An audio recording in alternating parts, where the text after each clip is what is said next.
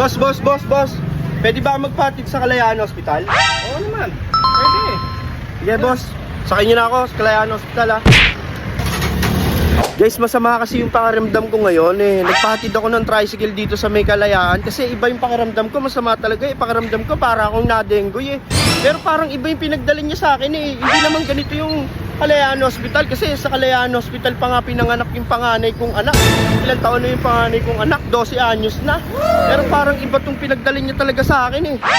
Kaya papasukin ko, magtatanong-tanong muna ako dito sa loob at papasukin ko tong loob eh. Sisiguraduhin ko kung eto ba kasi talagang parang private hospital to, kaya samahan nyo ako, tara.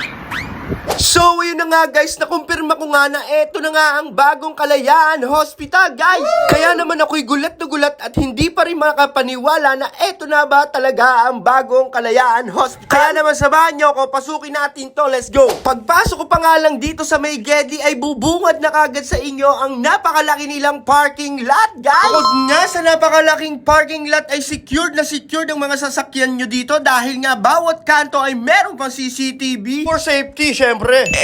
Usapang safety, ayan no, nakikita nyo ang napakalaking generator. Ano pa nga bang inihintay? Silipin na nga natin tong loob at bumungad nga sa akin dito ang napakagandang lugar na to. Ay, akala ko nga nasa langit ako dahil nga bumungad sa akin ang napakagandang anghel na to. Kaya naman napatanong ako, Manong, nasa langit na ba ako? Ano pa nga bang hinihintay? Tara, ikutin pa natin to. Ako nga ay manghang-mangha at hindi makapaniwala sa mga nakikita ng aking mga mata dahil nga sa tinagal-tagal ng panahon hindi ko lubos ma-imagine na magkakaganito ang dating Kalayaan Hospital. Kasi nga, tignan nyo naman yung paligid, guys. Aakalain mo ba na ito ay isang public hospital? Eto nga, may elevator pa dito, guys. Sangka pa.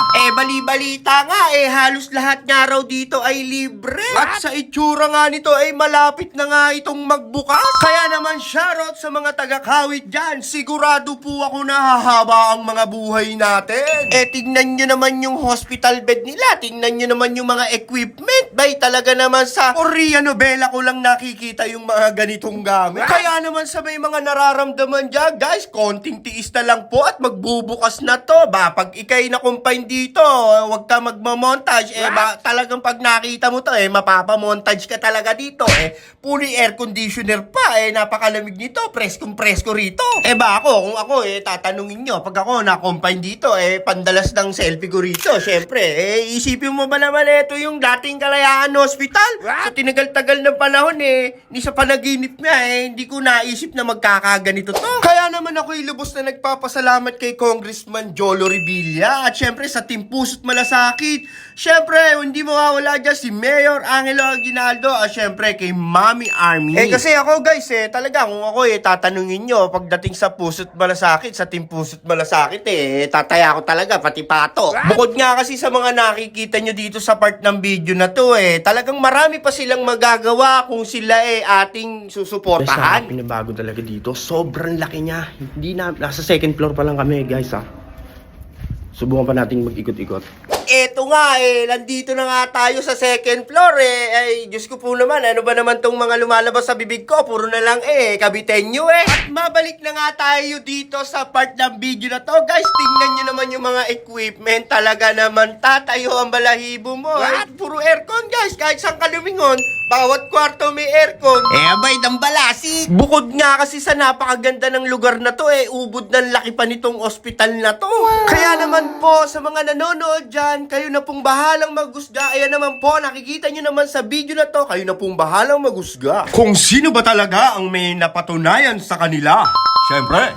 Eto pa, guys, isa pang malupit na equipment. Eto, papasukin ko tong isang kwarto na to, guys, ha. Eto, parang makikita ko lang to sa mga pelikula, inang. Di basta-basta ang mga equipment dito, talagang mga high-end, guys.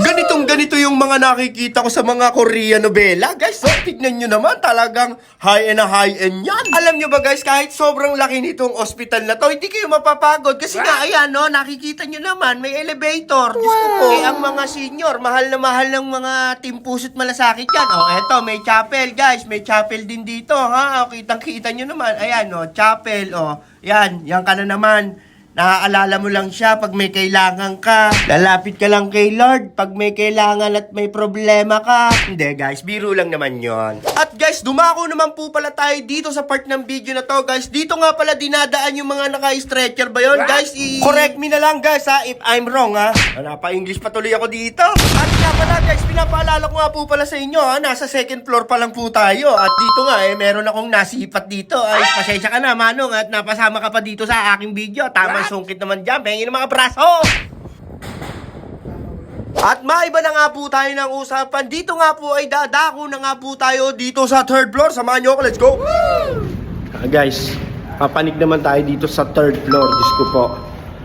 Bago ko pa maigot to, sigurado, baka ako naman ang At yan na nga guys, nandito na nga po tayo sa third floor. Guys, tingnan nyo naman kung ganong kaaliwalas ang paligid, kung ganong kalawak, kung ganong kaganda. Kayo na ulit ang maghusga. At para naman po sa mga mami na mga nganak dito, guys, talagang ginaganansyahan ko na talagang safe na safe ang mga baby nyo dito. Bukod nga kasi sa mga high-end ang mga gamit dito, secured na secured pa ang mga kwarto rito. Eto po, comfort room. Ubod ng daming comfort room dito. At tignan nyo naman, talaga namang napakaganda. Pinagdasusan talaga ng magandang halaga yan. Siyempre, para po yan sa mga pasyente natin dito. Grabe ka naman mga dito. Kala mo naman talaga, empleyado ka dito, Mang Kevin. Eto pa po, may papasilip ako sa inyo. May kwarto dito, semi-private room. Guys, tingnan nyo naman. Talagang mapapamontage ka na lang talaga. Tingnan mo naman kasi kung ikaw makukumpine dito, hindi ka ba gagaling sa view na yan? Tingnan nyo naman, kaya naman ako, napaano ako rito,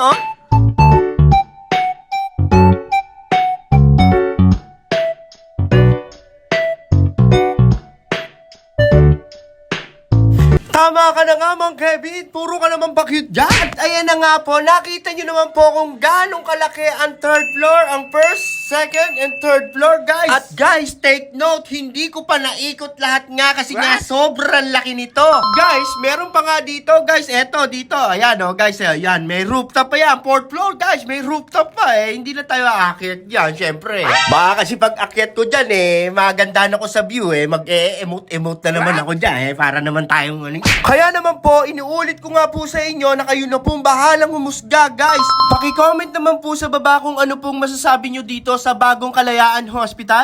Kasi nga po ako'y manghang-mangha, kaya naman lubos po ako nagpapasalamat kay Congressman Jolo Revilla at sa Team Puso't Malasakit, kay Mayor Angelo Aguinaldo at syempre kay Mami Army. Kaya naman po, suportahan natin sila para sa tuloy-tuloy na pag-asenso ng Kawit.